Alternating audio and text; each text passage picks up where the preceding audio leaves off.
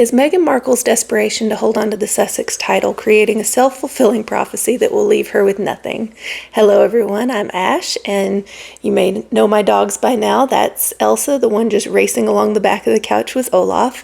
And I love all things, pretty much all things royal actually, not just the British royal family. I enjoy a lot of the royal families throughout the world, but for the focus of this channel, it's mainly on the former royals known as Harry and Meghan.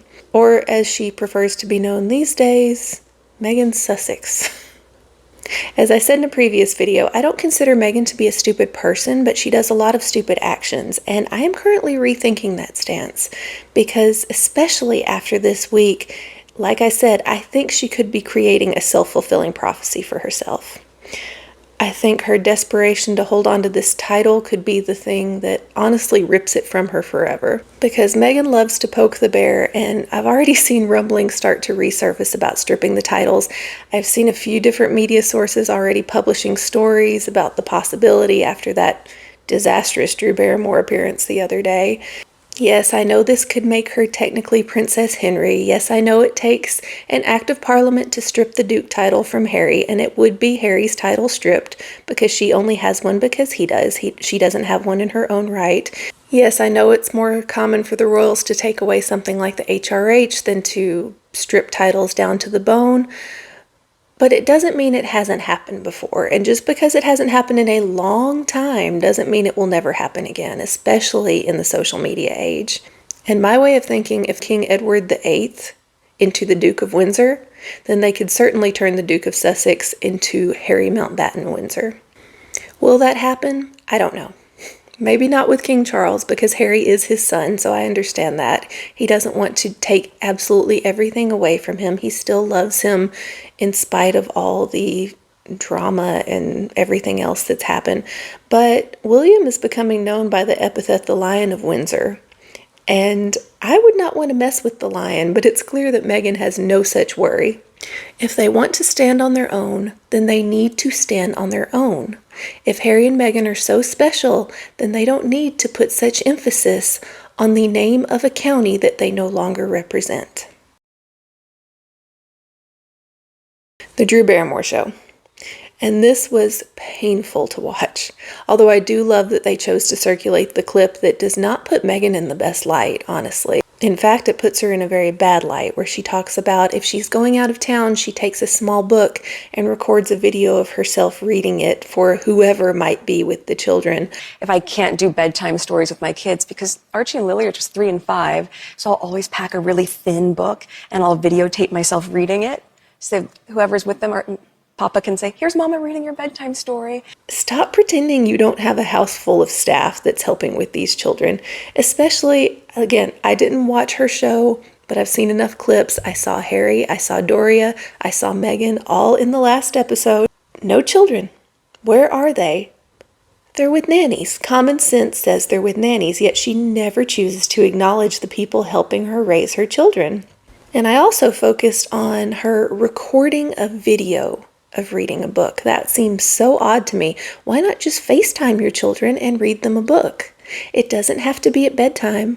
I know when I've been out of town when my children were little and I would call them, I would still go through their goodnight routine because it gave them comfort hearing it, even if it was 2 or 3 hours before their bedtime. So why send a video? Why not actually have the personal experience of reading to them? Or here's an idea, why even record the video and take the book with you? Why not just record it at home and then send it to be played at night? Lots of inconsistencies there that just make no sense to an actual parent. That being said, and her previous slip seems to confirm this, I don't think she spends a lot of time with her children. It's my opinion, she probably brings them very little comfort because I don't think they know her that well. I don't think that they get comfort through her actions, if that makes sense. And if she even records these videos at all, and I say it often, she has a history of lying, so I don't believe anything she says at face value. Is that harsh? Maybe. But it's my opinion, and we'll find out when Archie and Betty become adults, and they might write a book of their own someday, just like their father, because kids learn by example, they learn through behavior, and these children have learned that it's normal to cut off your parents and sell them out to the highest bidder. If that happens, I will be reading their books. Then the media focuses on stories about how Drew made Meghan uncomfortable with her hugging. Pot, meet kettle.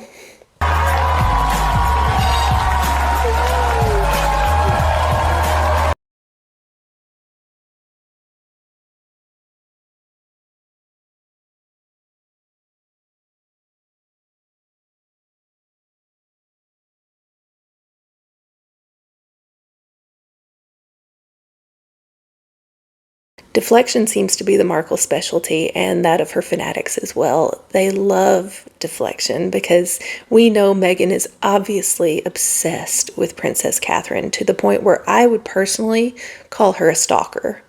And so her fans love to push out stories that Catherine is jealous of Meghan. In another example, she obviously made eyes at Prince William often, on multiple occasions, so they try and spin that William must have been attracted to her. Ugh, no. She absolutely failed at being a royal. She couldn't even handle more than 72 working days as a royal, and so her fans have to spin it that Catherine and William are work shy. Well, they are still working. And now we're supposed to believe that this stage 5 clinger is uncomfortable being hugged.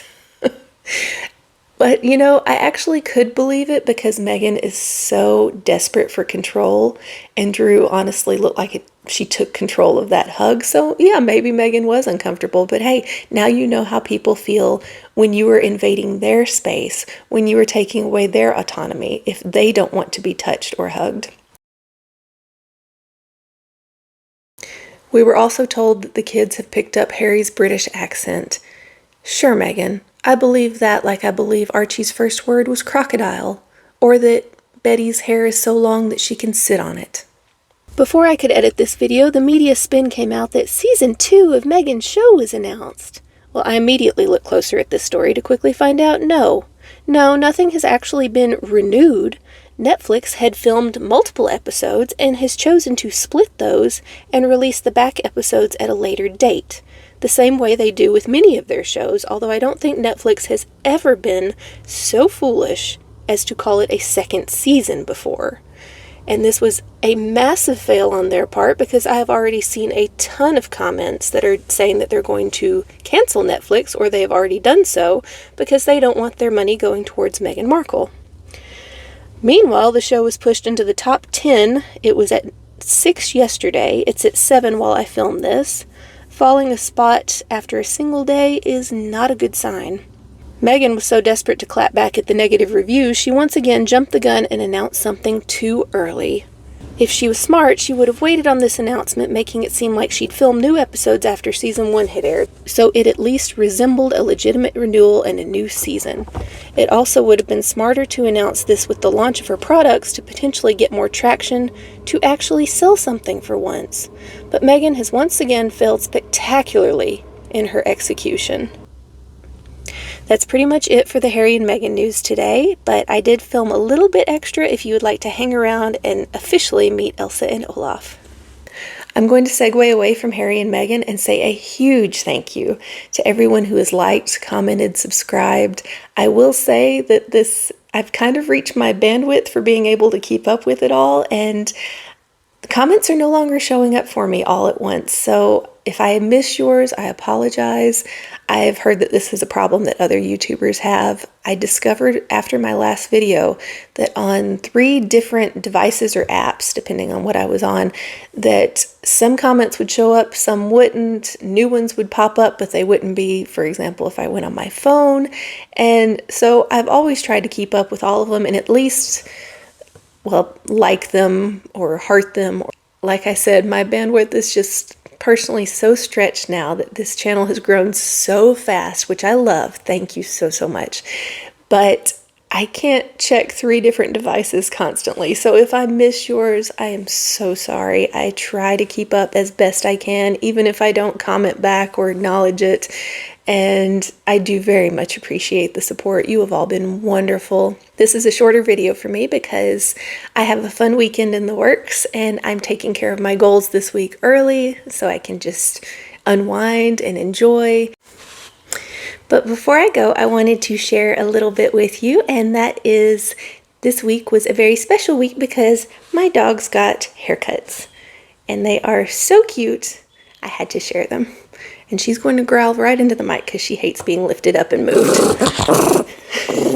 Yes, she's actually a sweetheart. She just doesn't like that lifting motion, and there's nothing we can do. She loves being held, but she doesn't like to be lifted. I can't say I blame her, but she's 10 years old, and nothing's changing that habit. She just growls every single time we lift her.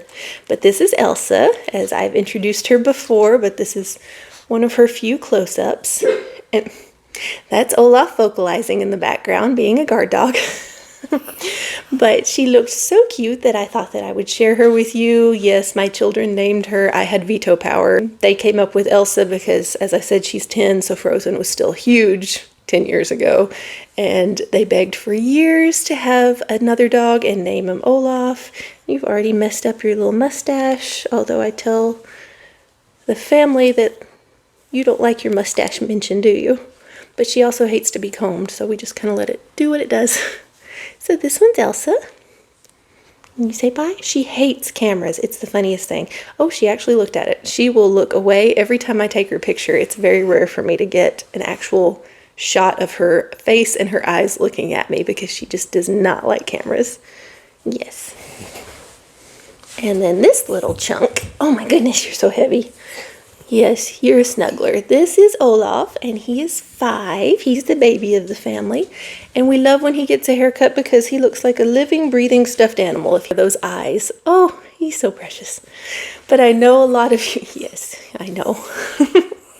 I know a lot of you have always mentioned in the comments that you love seeing little glimpses of them. And they were so cute. They deserve close-ups from time to time, even if they're going to be camera shy.